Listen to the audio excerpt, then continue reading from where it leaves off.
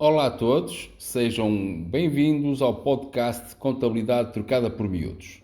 Eu sou António Martins Pereira, CEO da Contária Gestão e Contabilidade, e estou aqui para vos ajudar a entender melhor o mundo dos impostos, da contabilidade, da fiscalidade e da gestão empresarial em geral. Em toda a minha vida profissional, dediquei-me a informar e a formar empresários e empreendedores no sentido de os ajudar e orientar a atingirem os seus objetivos profissionais.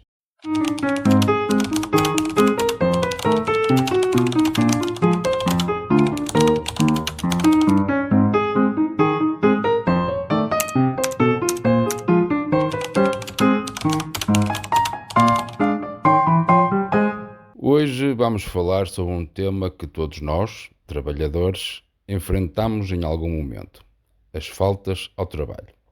Vou explicar quais são as justificadas, quantas pode dar e as consequências das faltas injustificadas. Tudo de uma forma simples e clara para que possa entender perfeitamente os seus direitos e deveres.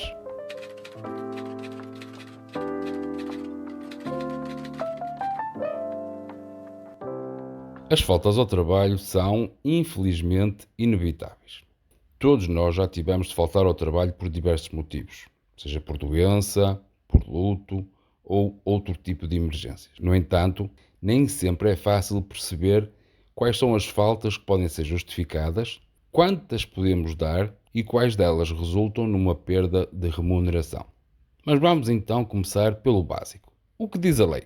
As normas que determinam o que são faltas ao trabalho, quais são justificadas e as consequências das faltas injustificadas estão na subsecção 11 do Código de Trabalho.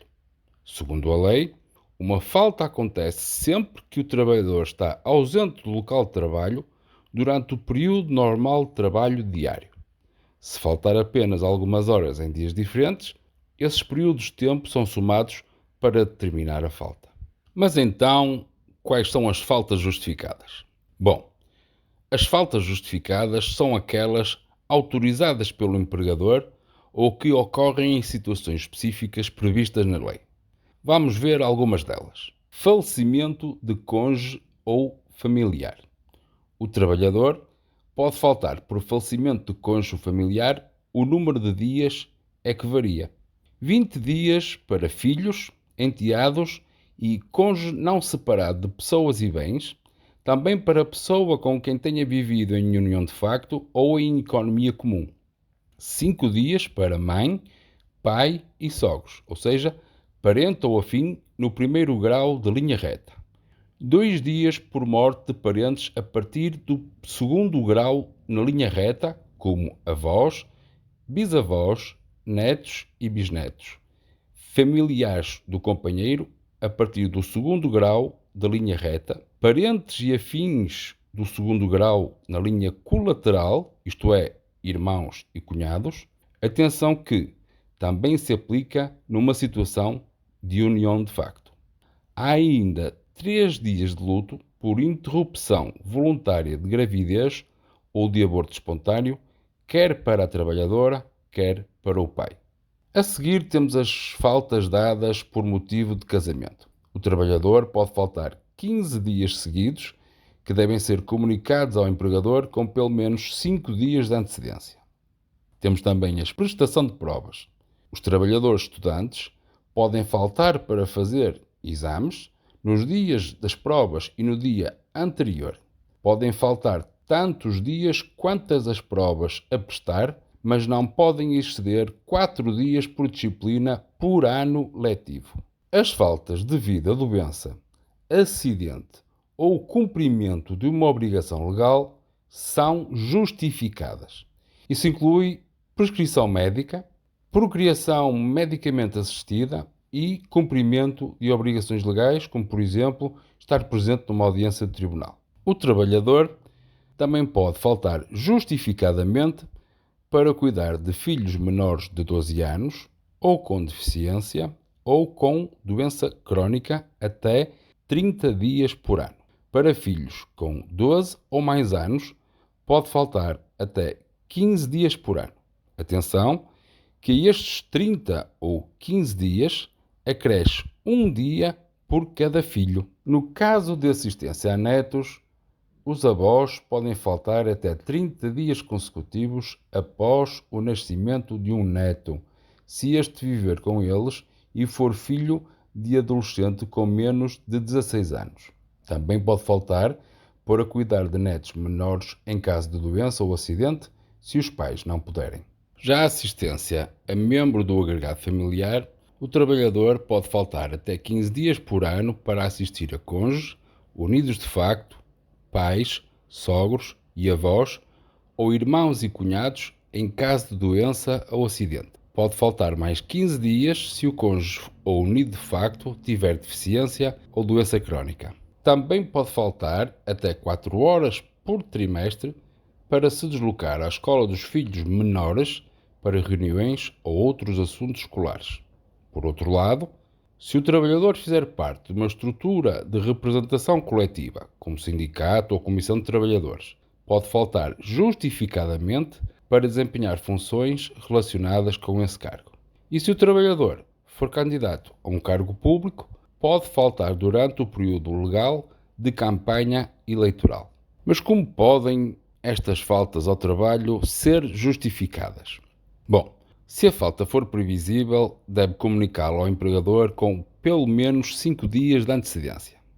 Se não puder cumprir este prazo, deve comunicar logo que possível. E isto é o que a lei diz mesmo, logo que possível. Em alguns casos, como a candidatura a cargos públicos, a ausência deve ser comunicada à entidade patronal com pelo menos 48 horas de antecedência. Nos 15 dias seguintes à comunicação, o empregador pode pedir provas de justificação. Por exemplo, em caso de doença ou acidente, o trabalhador deve apresentar justificação ou do hospital ou do centro de saúde, por exemplo. Mas há agora uma pergunta que é necessário fazer. As faltas justificadas são pagas? Por regra, as faltas justificadas não afetam os direitos dos trabalhadores, mas há situações em que há efetivamente a perda de remuneração, mesmo com justificação. Por exemplo, se ficar doente e tiver direito a baixa médica, recebe a compensação da Segurança Social.